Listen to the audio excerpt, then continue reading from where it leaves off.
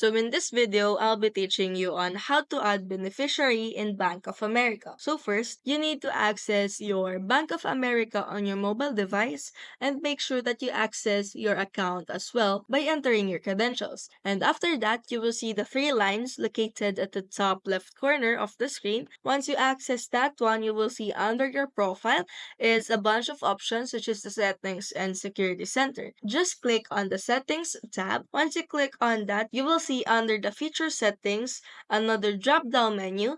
You just have to click the beneficiaries. Once you click on that, you'll be able to add a beneficiary based on your preference. Once you click on the add beneficiary, choose the relationship on your beneficiary that you're going to add, whether it is your spouse, family member, or friend, not on account, just business, charity, estate, or trust, and then click save. After that, you'll be needing to input their information and click save again. So if you find this video helpful, don't forget to smash that like button and subscribe so you never miss a new video.